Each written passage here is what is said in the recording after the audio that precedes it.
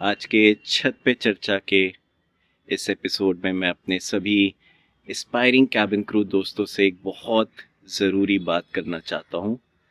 एक सेकंड के लिए सोचिए, आपको एक ईमेल आता है और सब्जेक्ट लाइन आप पढ़ते हैं, उसमें लिखा होता है congratulations you been selected as an Emirates cabin crew to confirm your registration kindly send 5,000 rupees within 24 hours.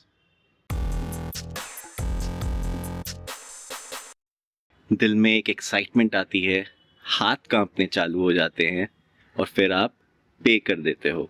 यही गलती लाखों फ्रेशर्स करते हैं हर साल और ये स्कैम और ज़्यादा सोफिस्टिकेटेड हो चुके हैं AI generated offer letters, spoofed airline websites और even deep fake WhatsApp recruiter videos के साथ।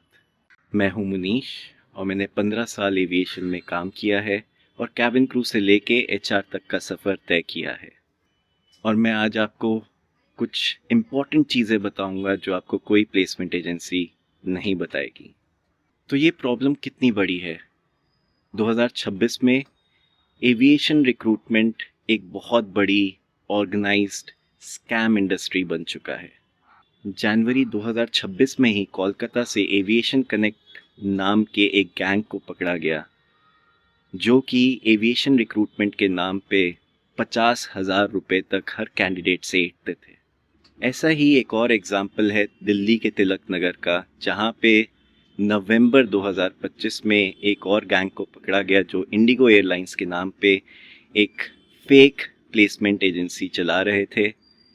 और ये लोग हर कैंडिडेट से 5,000 से लेके 15,000 रुपये तक की वसूली कर रहे थे, यूनिफॉर्म फीस के नाम पे, सिक्योरिटी फीस के नाम पे और जॉब प्रोसेसिंग फीस के नाम पे। इनफैक्ट ये स्कैम्स इतने बढ़ चुके हैं कि 2026 में नोएडा इंटरनेशनल एयरपोर्ट को भी एक एडवाइजरी इशू करनी पड़ी, ये बताते हुए कि वे अपने रिक्रूटमेंट के किसी भी स्टेज में किसी भी कैंडिडेट से किसी भी तरीके का कोई फीस चार्ज नहीं करते। दोस्तों, स्कैमर्स टारगेट करते हैं आपके जैसे फ्रेशर्स को, जिनके लिए कैबिन क्रू यूनिफॉर्म सिर्फ एक जॉब नहीं, एक सपना और एक आइडेंटिटी भी है। और जब अपना सपना आंखों के सामने आता है, हकीकत बनते हुए दिखता है, कभी कभी कॉमन सेंस थोड़ा बैक सीट ले लेता है। तो पहला गोल्डन रूल आप सब याद रखो, एक परमानेंट टैटू की तरह: no legitimate airline, no genuine airline will ever charge you a single rupee for their selection process. क्योंकि मैंने खुद एक एयरलाइन में काम किया है, मैं आपको बता सकता हूँ एक जेन्युइन और लेजिटिमेट कैंडिडेट ऑनबोर्डिंग कैसी होती है। ट्रेनिंग मटेरियल एयरलाइन खुद प्रोवाइड करती है, आपको कहीं पैसे नहीं खर्चने पड़ते। यूनिफॉर्म जब आपको इशू की जाती है, वो भी एयरलाइन खुद कंप्लीटली कवर करती है। कैबिन क्रू बनने के लिए कुछ मेडिकल टेस्ट भी कराने पड़ते हैं, और जब ये मेडिकल टेस्ट होते हैं, आपको एक ऑथराइज्ड मेडिकल सेंटर में भेजा जाता है। अगर इसकी कोई फीस होती है, वो भी आप डायरेक्टली मेडिकल सेंटर को पे करते हैं। इसमें भी कोई बीच में बिचौलिया नहीं होता है, कोई एजेंट नहीं होता है।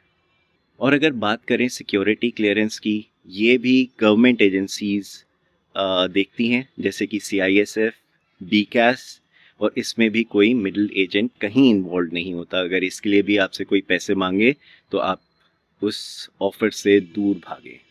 तो फ्रेंड्स, एक सीधी बात कहता हूँ, कैबिन क्रू बनना एक बहुत ही रिस्पेक्टफुल करियर चॉइस है।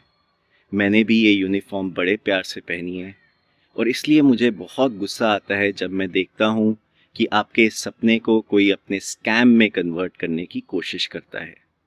तो अगर ये वीडियो आपके काम आई, या आपके दोस्त हैं जो एस्पायरिंग कैबिन क्रू हैं या एविएशन इंडस्ट्री ज्वाइन करना चाहते हैं, तो ये वीडियो उनके साथ शेयर कीजिए।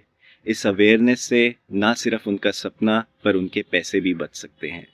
और इससे पहले आज का व्लॉग मैं बंद करूं, मैं आपको एक क्विक रिकैप देना चाहता हूं अपनी डेली एक्टिविटीज़ का। आज जिम में मेरा स्प्लिट था बैक, बाइसेप्स, फोर आर्म्स और नेक। अच्छा वर्कआउट हुआ। कल से मेरा सर्टिफाइड इंस्ट्रक्शनल डिज़ाइनर बनने की जर्नी चालू हो रही है, ऑनलाइन क्लासेस अटेंड करनी है और इसके लिए मैं बहुत इस समय एक्साइटेड हूँ। अब नीचे घर पे जाके हम थोड़ी पढ़ाई करेंगे और आपको मिलेंगे कल के ब्लॉग में। आपके समय के लिए बहुत बहुत धन्यवाद दोस्तों, कल मिलते हैं।